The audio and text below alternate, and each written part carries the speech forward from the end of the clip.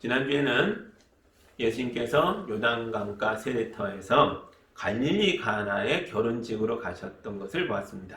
거기서 무슨 일이 있었죠? 결혼식에서 기쁨의 포도주가 바닥났었죠. 그래서 우리 예수님은 그 사정을 들으시고 물로 최고급 포도주를 만드셔서 사람들에게 주었습니다. 그것도 돌 항아리 6개를 가득 채울 만큼의 어마어마한 양이었죠.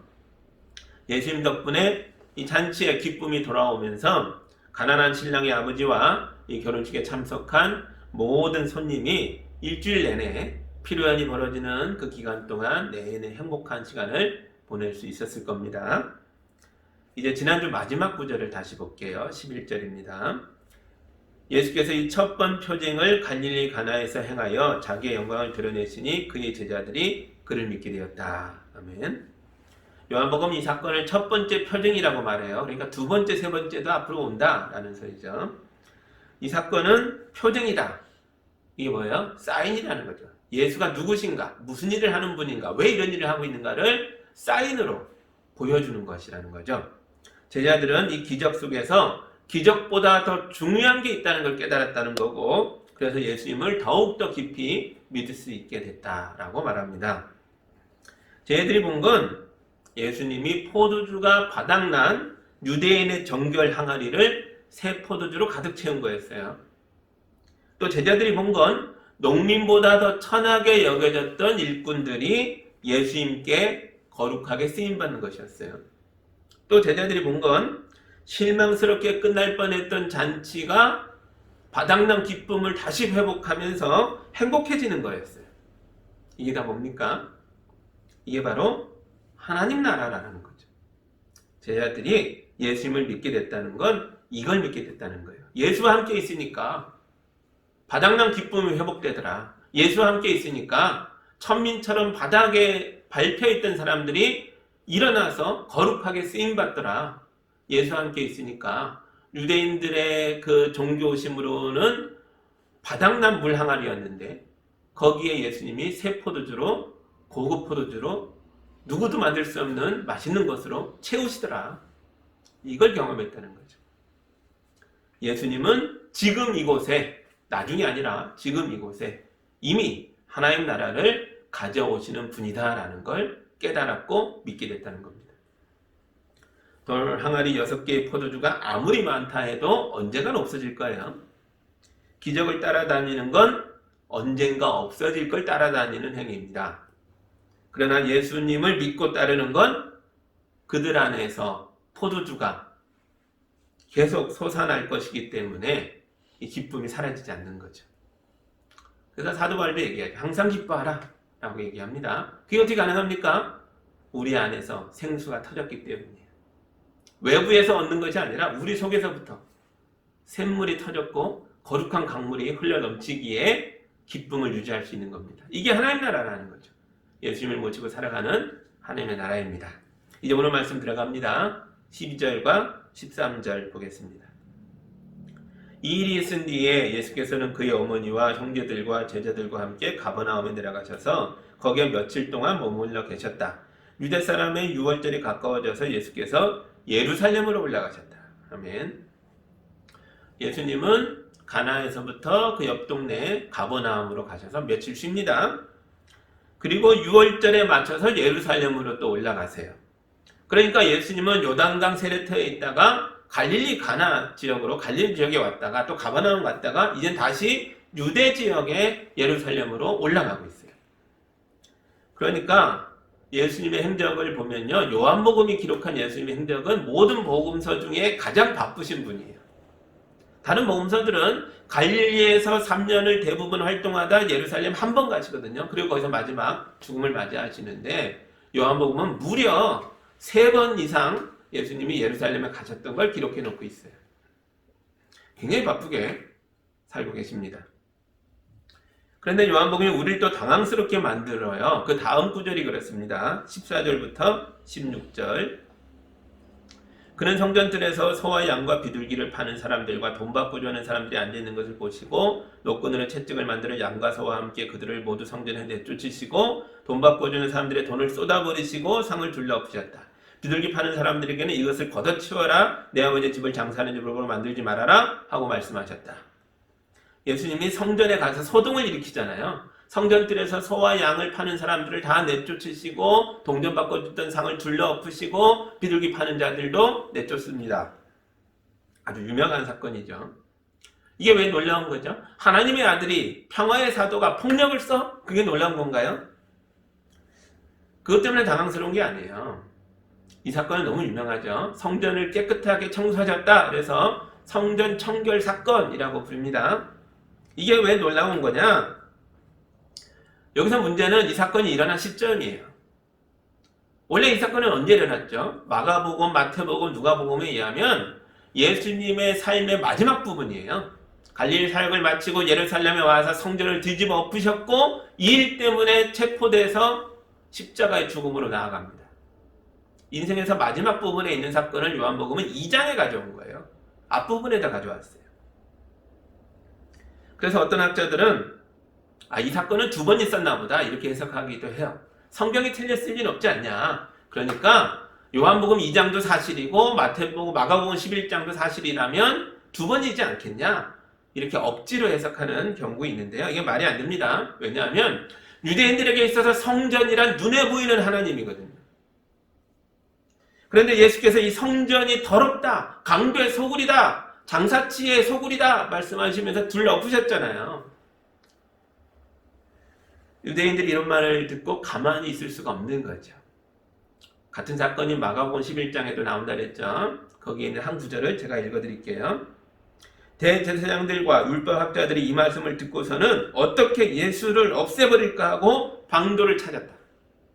그렇게 나옵니다. 마태복음에도 마가복음에도 누가복음에도 이 사건 때문에 결국 십자가의 죽음으로 가게 되었다라는 아주 중요한 길목에 있는 사건이라는 것을 보여주고 있어요. 이 일은 딱 한 번만으로도 죽을 일이라고요. 그런데 이걸 2번 반복할 수 있어요? 불가능합니다. 그럴 수는 없어요. 그러니까 요한복음은 예수님의 마지막 사건을 의도적으로 앞으로 가져온 거예요. 일부러 가져온 거예요. 왜 그랬을까 하는 게 중요한 거죠. 뭐가, 어떤 의도가 숨겨져 있는 걸까? 요한이 왜 사건의 순서를 바꿨을까 질문하면서 생각해 보면서 다음 구절을 봅니다. 17절이에요. 제자들은 주님의 집을 생각하는 열정이 나를 삼킬 것이다 하고 기록한 성경 말씀을 기억하였다. 아멘. 이 말을 하려고 하는 거예요. 이 사건을 보면서 제자들이 하나님 말씀이 생각났다는 거예요. 시편 69편의 한 구절이 생각났다는 거예요. 앞에 사건은 모든 복음서에 다 나오지만 이 17절은 요한복음에만 나와요. 이게 의도가 숨어있는 구절이 여기 있다는 거죠. 요한이 순서를 바꾼 이유가 이 구절 속에 들어있어요. 제자들이 기억해낸 구절을 다시 살펴보세요. 누가 하나님의 집을 생각하는 열정 때문에 삼켜진 거죠? 누가 이 열정에 삼켜졌어요? 예수님이죠. 이것이 십자가의 죽음으로 가게 되니까요. 우리 예수님은 성전을 향한 열정에 삼켜지신 분이에요.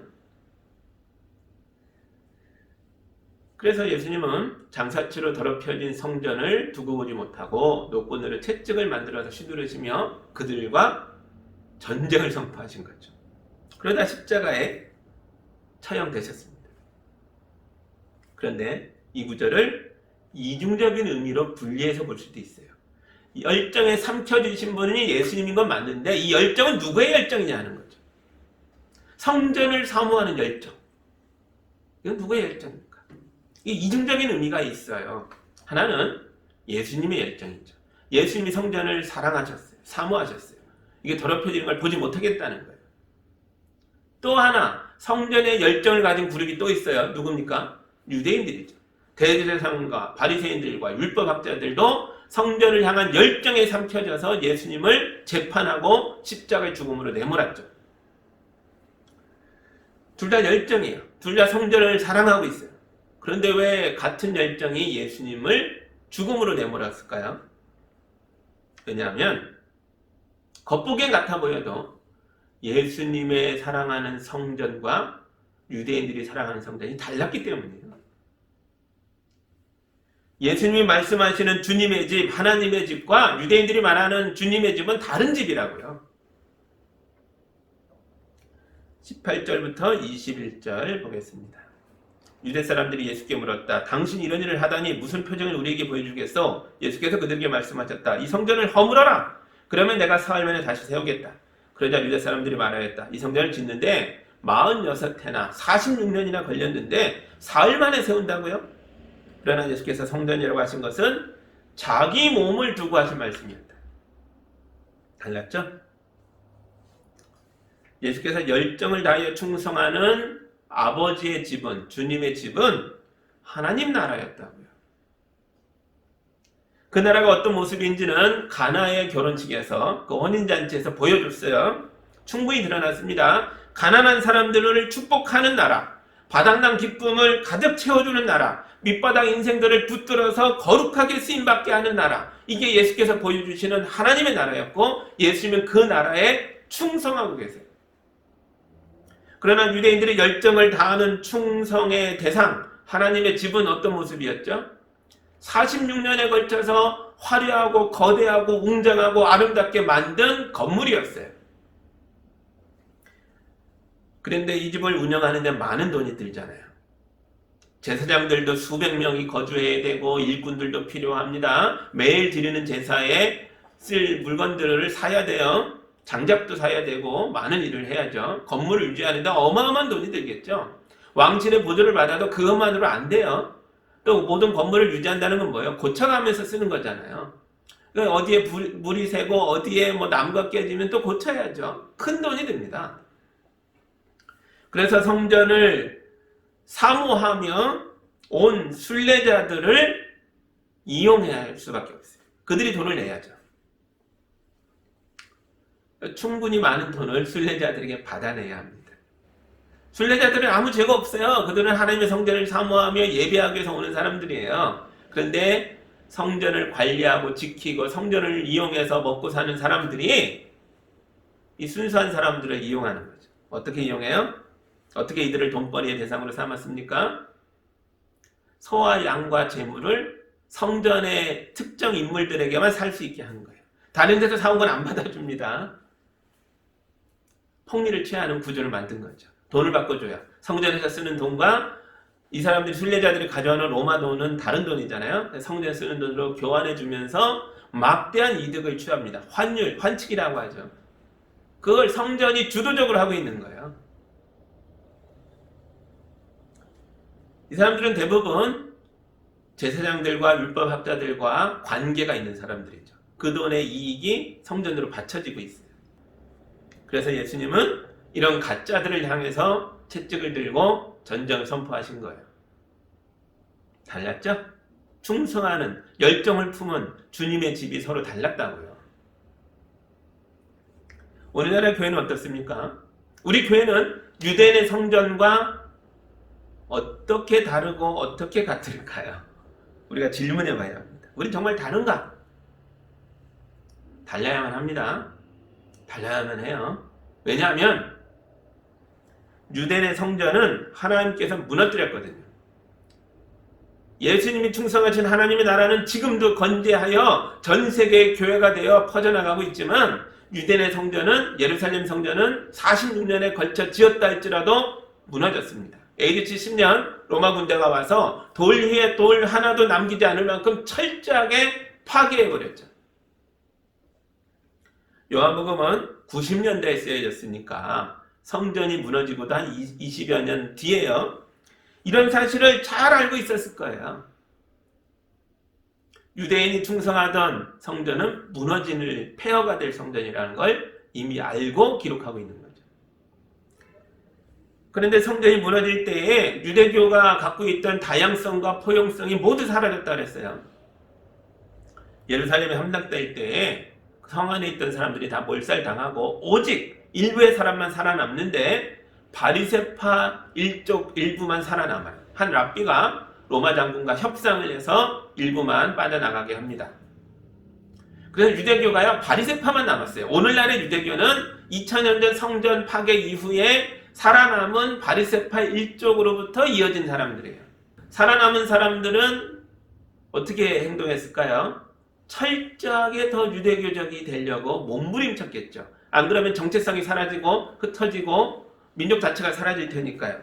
조금이라도 이상하면 다 회당에서 내쫓게 됩니다. 성전이 없으니까 이게 회당 중심으로 보이잖아요. 특히 누구를 싫어했을까요? 예수 믿는 자들을 싫어했어요.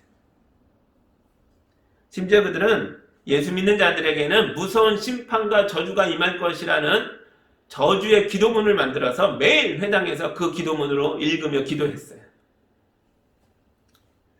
마치 성전의 유대인들이 예수님을 죽이려고 했던 것처럼요. 요한복음은 제자들이 예수의 거친 행동을 보면서 시편 69편을 떠올렸다라고 말해요.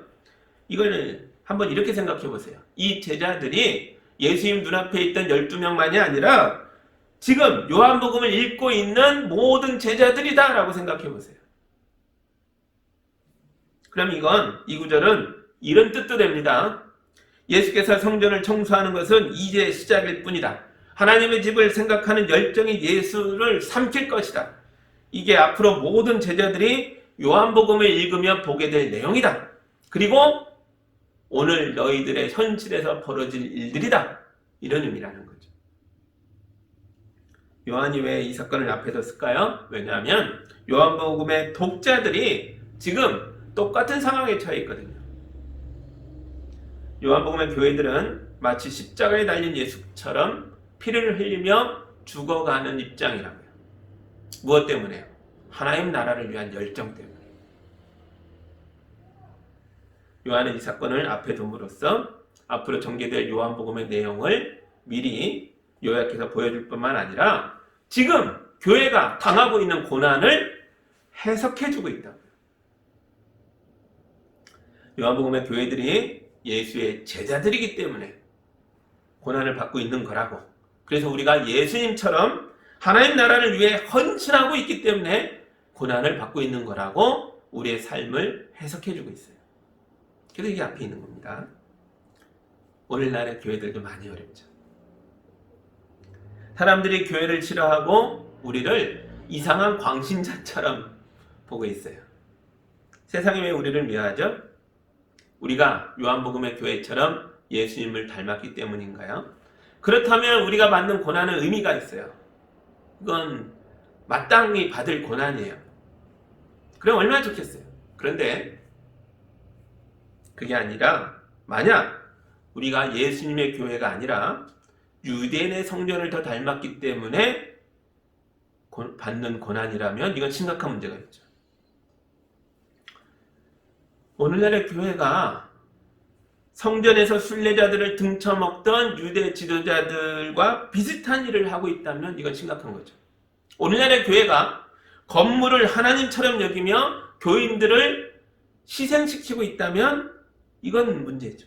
교회가 교회 자체를 위하여 법을 어기고 세상을 속이고 있다면, 그래서 가난한 사람들이 오면 싫어하고 악한 자라도 헌금만 많이 내며 환영받는 교회라면 이건 심각한 거죠.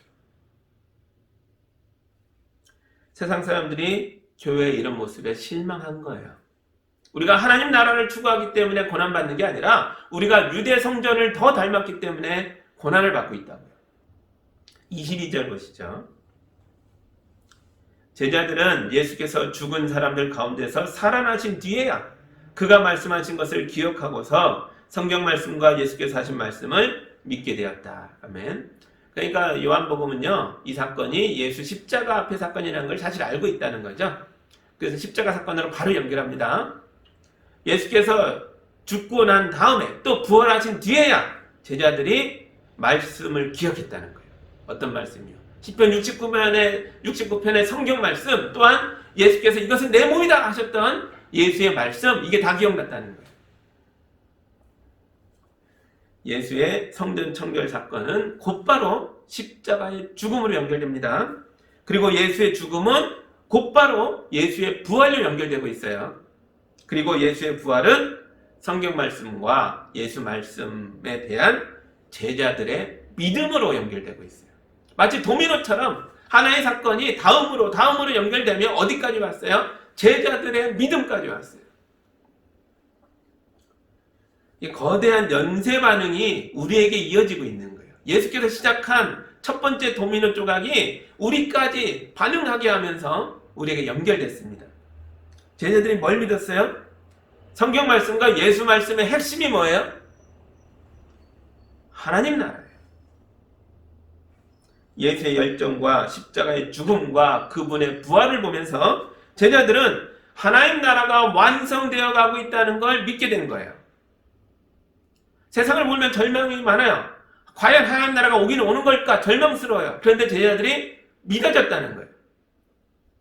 그 고통의 현장에, 기쁨이 바닥난 현장에 예수께서 발을 딛고 들어오셔서 기쁨을 회복시키고 또 무너져가는 성전, 망해가는 성전, 그러나 득세하여서 가난한 자들을 억압하는 성전을 예수님이 채찍으로 내쫓으시고 십자가에 피 흘려 죽으시며 무덤에서 부활하는 이 하나하나를 보면서 하나님 나라가 왔구나, 완성되고 있구나 믿게 됐다는 거예요. 그래서 이 나라를 믿게 된 제자들은 예수님처럼 열정이 생겼어요. 어떤 열정이요? 예수님처럼 그 나라에 충성하여 목숨 걸고 충성하여 이 나라를 이루고자 하는 열정이요. 요한복음은 고난받고 있는 교회들에게 이걸 말하고 있는 거예요. 깨달으라, 기억해라, 일어나라, 열정을 회복하자. 이걸 말하고 있는 거예요. 오늘 2부 예배에는 성찬 예식을 할 건데요. 우리가 이 예식을 행할 때마다 읽는 말씀이 있죠. 제가 고린도전서 11장에 나오는 말씀을 읽어드릴게요. 내가 여러분에게 전해준 것은 주님으로부터 전해받은 것입니다. 곧 주 예수께서 잡히시던 밤에 빵을 들어서 감사를 드리신 다음에 떼시고 말씀하셨습니다. 이것은 너희를 위하는 내 몸이다. 이것을 행하여 나를 기억하여라. 식후에 잔도 이와 같이 하시고서 말씀하셨습니다. 이 잔은 내 피로 세운 새 언약이다. 너희가 마실 때마다 이것을 향하여 나를 기억하여라. 아멘. 성찬 예식의 핵심은 기억하는 거예요. 뭘 기억하죠? 하나님 나라를 향한 예수님의 열정을 기억하고 열정에 삼켜진 죽음을 기억하고 그리고 죽음에서 일어나신 부활을 기억하라는 거예요. 이걸 기억하는 사람들에게는 어떤 일이 발생합니다. 뭐가 일어날까요? 성찬 예식의 그 다음 구절이 이렇게 되어 있어요. 그러므로 여러분이 빵을 먹고 이 잔을 마실 때마다 주님의 죽으심을 그가 오실 때까지 선포하는 것입니다. 아멘. 예수의 열정을 기억하고 행하는 사람은 주님이 오실 때까지, 이게 뭐예요? 하나님 나라가 완성될 때까지 이 일을 선포한다는 거예요. 이게 기억의 결과입니다. 말씀이 기억나고 예수 말씀이 기억나니까 예수 사건이 기억나니까 어떤 결과가 우리 안에 연쇄반응을 일으키는데 주님이 오시는 그날까지 하나님 나라가 완성되는 그날까지 우리도 예수님이 하셨던 것처럼 그 나라에 충성하며 열정을 다하며 선포한다는 거예요.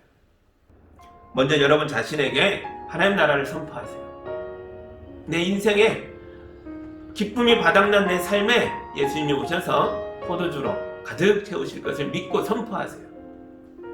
주님이 오실 때 하나님 나라가 완성될 때까지 하나님 나라를 위해 쓰임받는 여러분 되시기 바랍니다.